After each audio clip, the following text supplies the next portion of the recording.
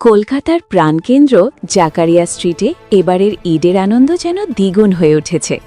Ward number ৪৩-এর councillor Ayesha কনিজের উদ্যোগে এখানে একটি জমকালো ঈদ কার্নিভালের আয়োজন করা হয়, যা পুরো এলাকাকে উৎসবের রঙে রাঙিয়ে তোলে। খুশি, সম্প্রীতি ও সমৃদ্ধির উৎসব এই বার্তা নিয়ে আয়োজিত এই কার্নিভালের মূল উদ্দেশ্য ছিল মানুষের মধ্যে ভ্রাতৃত্ববোধ ও আনন্দকে আরও বাড়িয়ে তোলা। সমাজসেবী ও জনপ্রিয় নেতা ইরফান আলীর নেতৃত্ব ও নির্দেশনায় এই অনুষ্ঠান সফলভাবে সম্পন্ন হয়, যা মমতা বন্দ্যোপাধ্যায়ের অনুপ্রেরণায় পরিচালিত একটি উদ্যোগের অংশ। কার্নিভালে শিশু ও তাদের পরিবারের জন্য বিশেষ ব্যবস্থা রাখা হয়েছিল। ঝুলা, মিকি মাউস, ঘোড়ায় চড়া, মাদারির খেলা এবং জাম্পিং প্যাডের মতো আকর্ষণগুলো শিশুদের দারুণ আনন্দ দিয়েছে। পাশাপাশি সেমাই, চা ও উপহার বিতরণ এই অনুষ্ঠানের আনন্দ আরও বাড়িয়ে তোলে। রমজানের পবিত্র মাস শেষে ঈদের ছুটিকে স্মরণীয় করতে ওয়ার্ড ৪৩ পুরোপুরি সেজে উঠেছিল। এই উপলক্ষে জোড়াসাঁকো বিধানসভা কেন্দ্রের বিজয় উপাধ্যায়, বিবেক গুপ্তা এবং সাংসদ সুদীপ বন্দ্যোপাধ্যায় সহ বহু গণ্যমান্য ব্যক্তি উপস্থিত ছিলেন। नहीं एक्चुअली ये बहुत ही अच्छा है क्योंकि हमारे पास बच्चे लोग हैं। पहले ऐसा ऑर्गेनाइज नहीं किया जाता था, अभी ये सब होता है। तो पहले क्या होता था कि जब रमज़ान ऑफ होता था, मतलब जब रमज़ान ख़त्म होता था तो ये पूरा जगह खाली हो जाता था। बट अभी ऐसा नहीं होता है, इतने लोग दिख रहे हैं आपको। बच्चों के लिए यहाँ पे टॉयज़ दिया गया है ताकि वो आके एंटरटेनमेंट कर सके, खेल सकें। एंड पब्लिक भी गैदरिंग है तो थोड़ा सा एक अलग वाइब्स आता है। ये राइड दिया गया, इसके अलावा और क्या क्या आज का इंतजाम है? हाँ, एक्चुअली इधर पे पहले ऐसा कुछ नहीं होता था। ये मतलब 2 साल से हो रहा है। इससे पिछला साल भी हुआ था, बट इस साल कुछ ज़्यादा ये लाइटिंग्स भी हुए हैं और ये सब ही नया हुआ है। आयशा मैम और के बारे में और उनके हस्बैंड बारे में क्या बोलिए? नहीं, ताज भाई तो बहुत अच्छा काम कर रहे हैं एंड उनकी जो मैम हैं वो भी अच्छा काम कर रही हैं। बट हम लोग ताज भाई को ऑलरेडी सपोर्ट करते हैं इसके लिए। एंड सच में अच्छा काम हो रहा है, आपको दिख ही रहा है। पहले यहाँ पे इतना गैदरिंग नहीं होता था ईद क्या के चाहिए दिन। आपकी बार के चुनाव में? हाँ, डेफिनेटली, हर टाइम, ऑलवेज। मतलब यही चाहिए।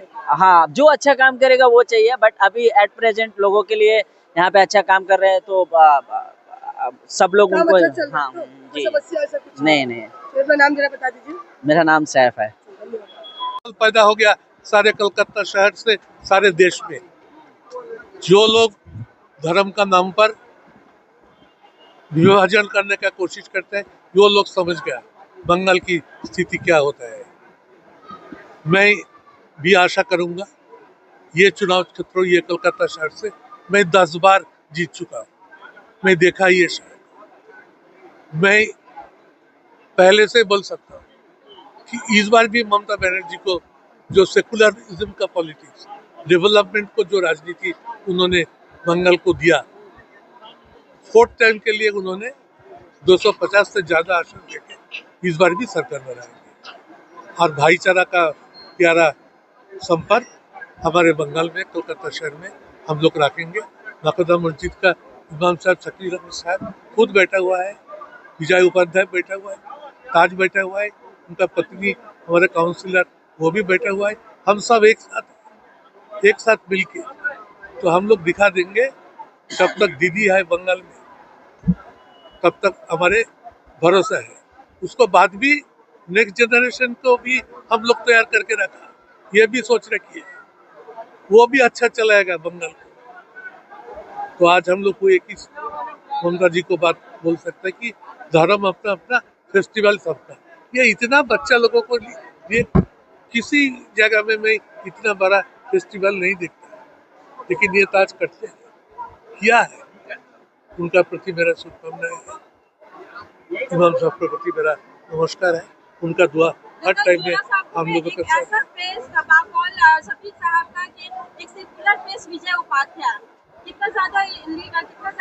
वो बहुत सेकुलर है और व्यवहार तो इतना अच्छा है, लोग आएंगे तो समझेंगे। तो उनको साथ मिलना, डाउन टू अर्थ जिसको बोलते हैं, जब इनको साथ जुड़े रहना, ये है। और अगले 5 साल लोग सोचेंगे और अगले 10 साल के लिए बुकिंग कर देंगे। दादा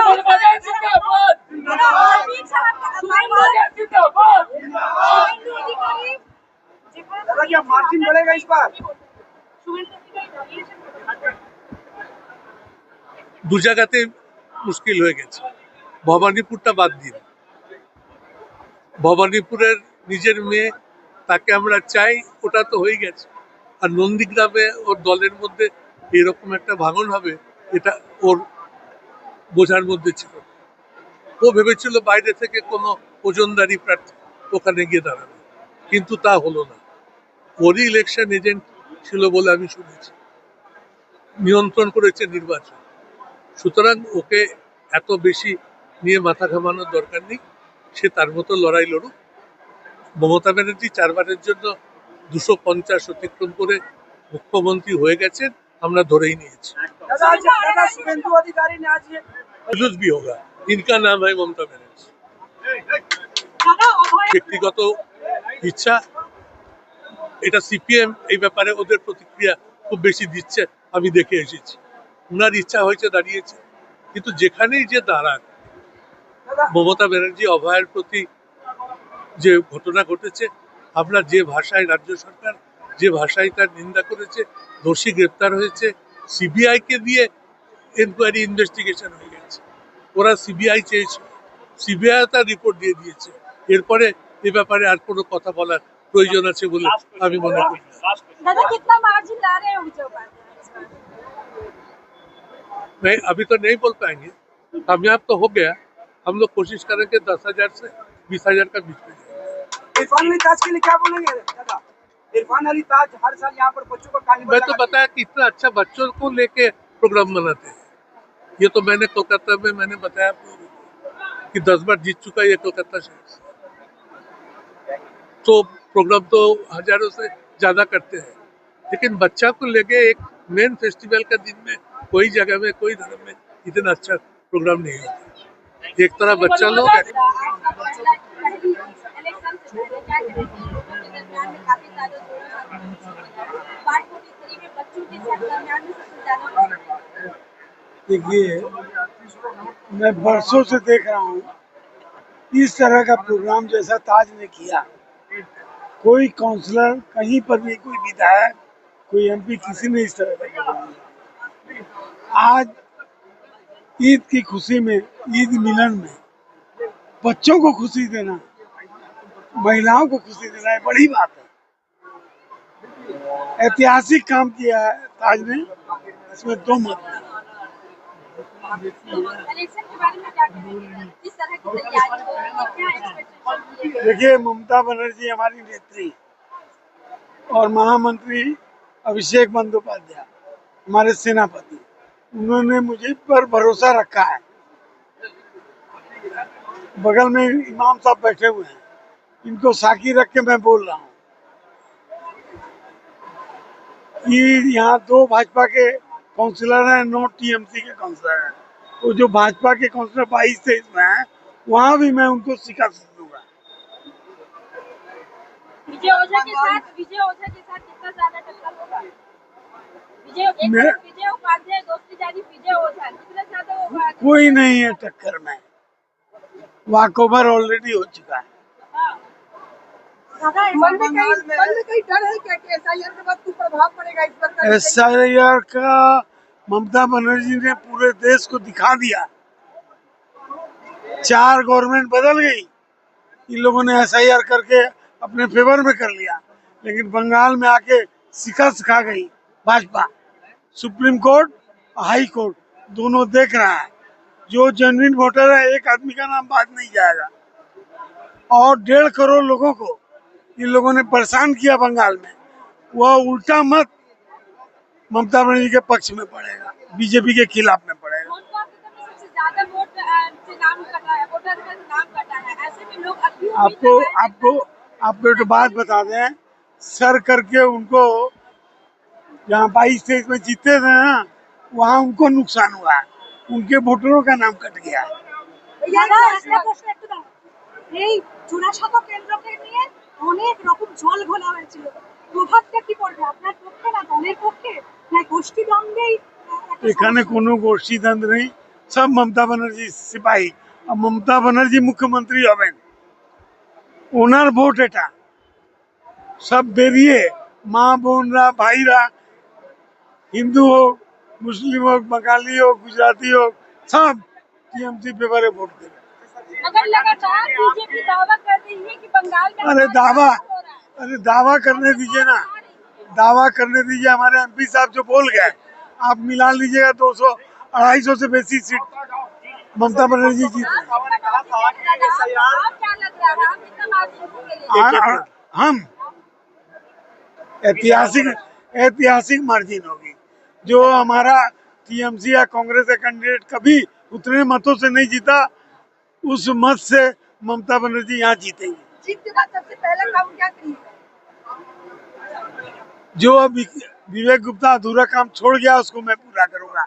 लागू नहीं होने देंगे और जो एजुकेशन में जिसका नंबर सुन लीजिए, ममता बनर्जी ने कहा था ऐसे लागू नहीं होने देंगे। क्या कहा था? जैसे जेन्युइन वोटर को बात दे दिया। आप लोग भाषा को समझिए। बंगाल में हम जेन्युइन वोटर को बात नहीं देने देंगे और नहीं देने दिया। और जिसका एजुकेशन में जिसका नाम है तो वोट क्या वोट नहीं दे पाएंगे उसमें सरकार क्या कर क्या क्या जिनका जो यहाँ के बासिंदा है नागरिक है उनका नाम रहेगा रहेगा रहेगा। लेकिन फाइनल दादा आज सुप्रीम कोर्ट है, हाई कोर्ट है, आप कहा निश्चिंत रहिए। नहीं अब चुनाव तो नहीं जीता गया, क्या चुनाव कर दिया उसको जो जिसको जी जो ओरिजिनल वोटर है भारत का नागरिक है ममता बनर्जी हमारी नेत्री, किसी का नाम बात होने नहीं देंगे। दादा लास्ट क्वेश्चन है, इमाम साहब यहाँ पे बैठे हुए हैं, वो मीडिया से बात करते हुए भी बोले हैं विजय उपाध्याय को विजय घोषित कर कितना लग रहा है, क्या लग रहा है, क्या ये सच? देखिए उनका मैं बहुत श्रद्धा करता हूँ। वो हमारे पश्चिम बंगाल में सबसे बड़ी मस्जिद नाखुदा मस्जिद के इमाम है, उनका मैं बहुत सम्मान करता हूँ। और हमारा पार्ट अलग है, उनका पार्ट अलग है। धार्मिक गुरु है, हम राजनीति करने वाले आदमी हैं।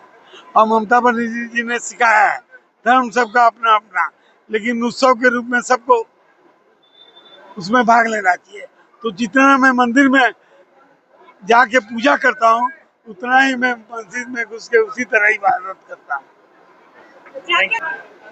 देखिए, इसके लिए मैं इरफान अली ताज और उनकी पूरी टीम को मुबारकबाद देते हैं और ईद के मौका पर तमाम लोगों को मुबारकबाद पेश करते हैं।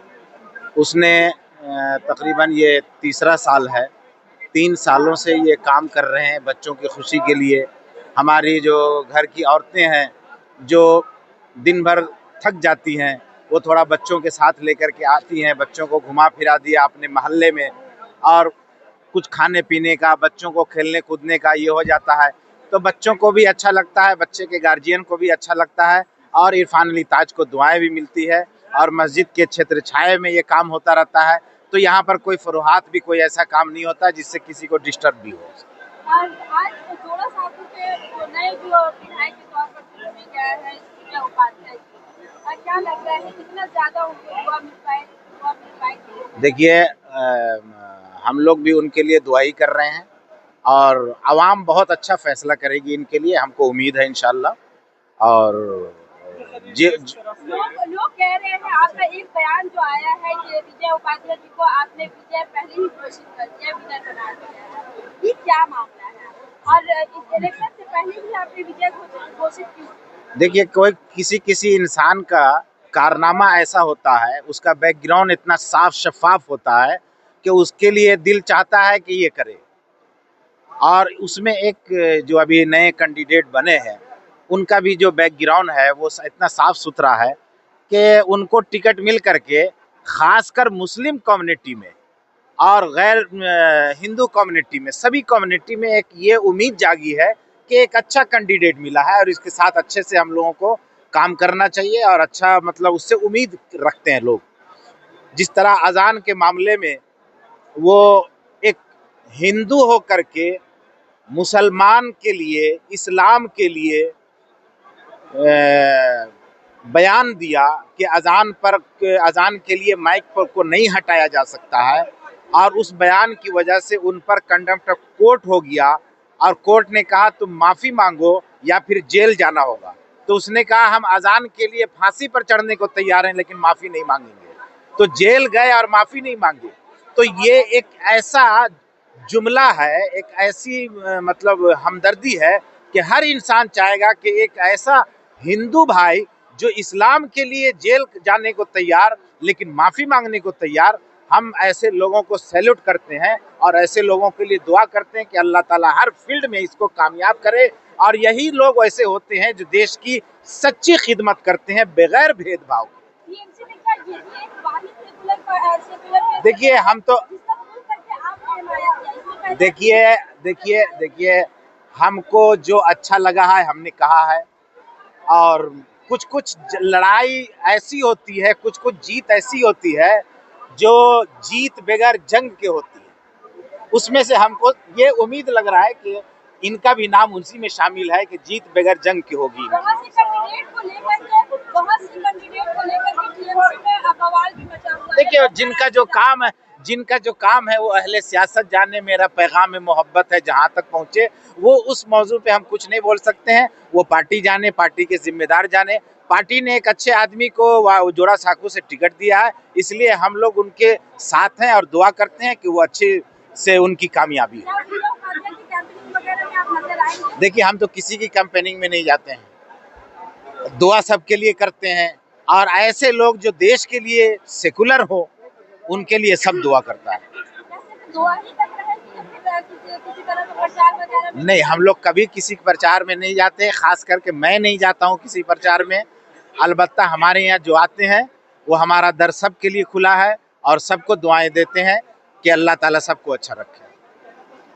आज के मौके पर जिस प्रकार से इंतजाम किया गया है, इजाज भाई और आयशा मेरी को क्या कहेंगे? इसके लिए आपके माध्यम से तमाम लोगों को मुबारकबाद पेश करते हैं। हमारे साथ में देखिए बद्र आलम साहब हैं, परवेज़ इकबाल साहब हैं, साबिक काउंसलर के हस्बैंड हैं, और इन तमाम लोग और अपने इलाके के वार्ड 43 के बड़े बड़े मुअज़्ज़ज़ और बुज़ुर्ग हस्ती सब यहाँ मौजूद है। सबों ने इसको सराहा है, ये बहुत अच्छा काम है। और यहाँ पर हिंदू, मुस्लिम, सिख, ईसाई सब जमा है और इसी को हिंदुस्तान कहते हैं। और जो हिंदुस्तान में नफरत की आंधी चल रही है वो बंगाल में इंशाल्लाह नहीं आएगी, इसलिए कि बंगाल में प्यार मोहब्बत का मीठा पानी इतना ज़बरदस्त मौजूद है कि नफरत की आंधी को वो बुझा देगा और नफरत की आग यहाँ जलने नहीं देगा इंशाल्लाह।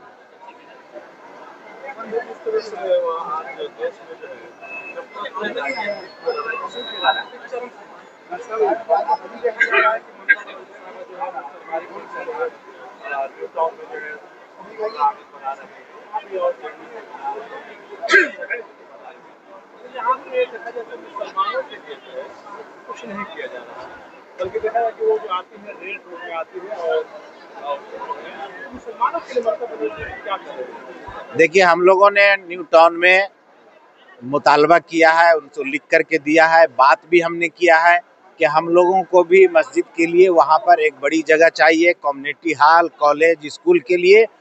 तो उन्होंने कहा है कि आप चिट्ठी दीजिए, आपका भी काम होगा। और ये चिट्ठी ऑलरेडी पड़ चुका है और इंशाल्लाह काम ये भी होगा हमारा। इलेक्शन बाद न्यू टाउन में अभी इलेक्शन से पहले जगह मिली है हमारे लिए कम्युनिटी हॉल की, ठीक मदीनतुल हुज्जाज के बगल में मौजूद था। उसका ओपनिंग भी हो चुका।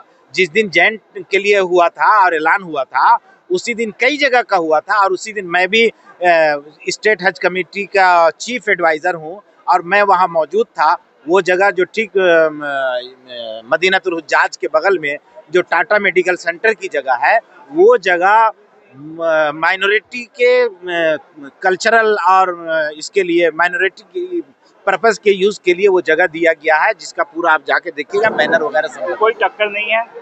जैसा कि आज मैंने बोला सभी खिलाया है, 4 तारीख को आप लोग सबका मुंह मीठा कराऊंगा, ये वादा है।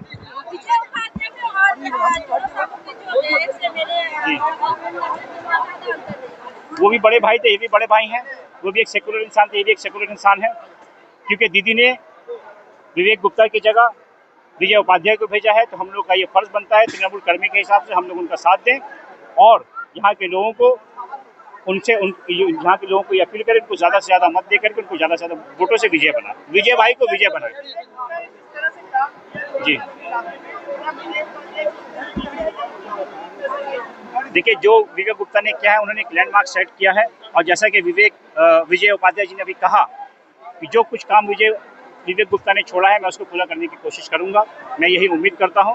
और आज के दिन में दिल से सबको दुआ है, पूरा आलम इस्लाम को, जितने भी लोग यहाँ पर आए उन सबको, आप लोग सब आए, आप लोग सब मुंह उठा करके जाइएगा। आज भी मुंह उठा कर आएंगे और इंशाल्लाह 4 तारीख को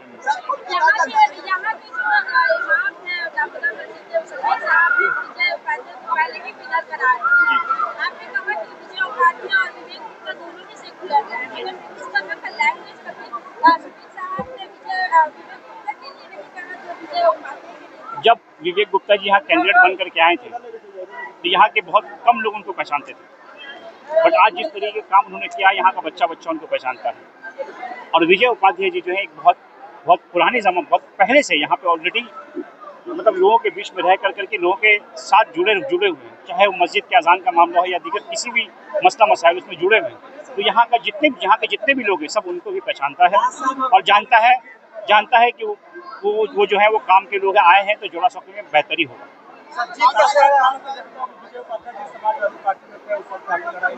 जी देखिए, रिवार्ड्स के तौर पे दिया है, क्या दे मुझे मालूम नहीं, ये हमारी सुप्रीमो हमारी दीदी का फैसला है। तो जो दीदी का फैसला है वो हम लोग उसको जरूर मानेंगे, और हम लोग उनके हाथ को पकड़ के लेकर के जुड़ा साकू से उनको जिता करके दीदी के हाथ को मजबूत करके दीदी को चौथी बार सीएम जरूर बनाएंगे।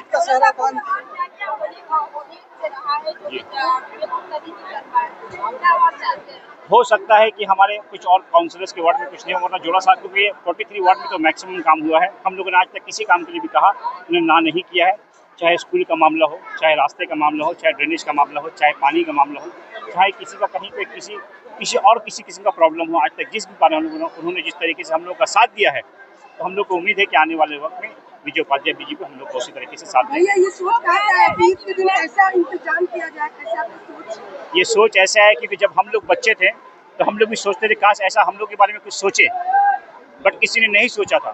तब से ये सोच दिमाग में था। आज जब हम लोग उस लायक हुए हैं, तो हम लोगों ने जो सोच था उसको सामने में रखा।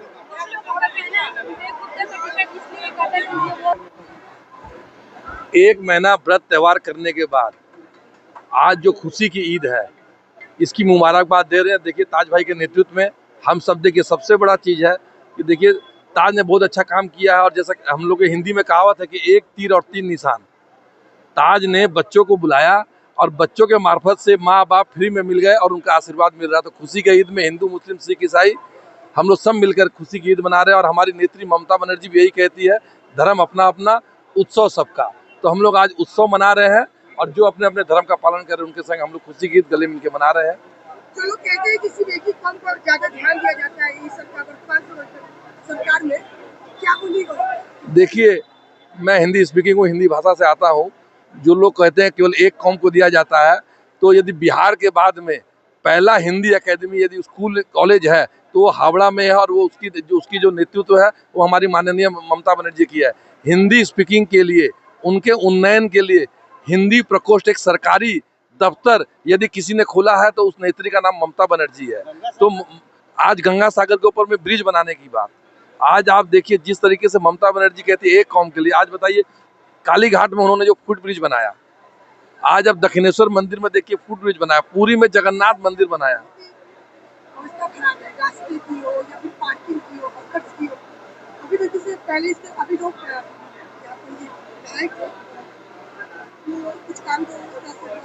क्या लगता है कि अगर विजय उपाध्याय जी, देखिए आपने कहा, देखिए जो लोग थे इसके पहले विवेक गुप्ता जी थे, उन्होंने बहुत अच्छा काम किया है।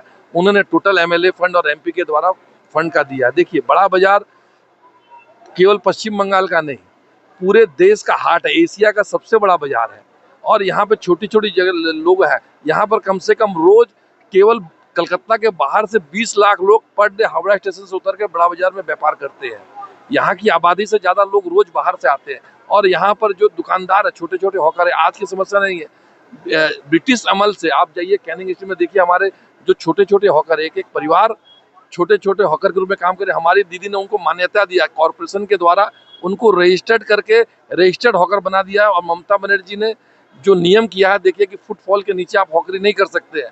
तो धीरे धीरे कोई भी चीज़ जो इतनी दिन की प्रॉब्लम उसको धीरे धीरे खत्म कर दिया जा सकता है।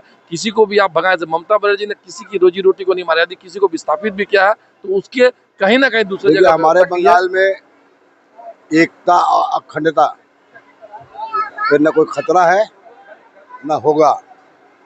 जब तक हम यहाँ के हिंदू मुसलमान तमाम लोग, तमाम भाषा के लोग एक हैं, एक रहेंगे। जिसको बांटना है बांटे, लेकिन हम लोग बंटने वाले नहीं हैं। बंगाल के लोग बंटने वाले नहीं हैं। यह आपको 4 मई को पता चल जाएगा। जो ध्रुवीकरण की राजनीति करते हैं वो बंगाल में नहीं चलेगा। ये यूपी और एमपी नहीं है।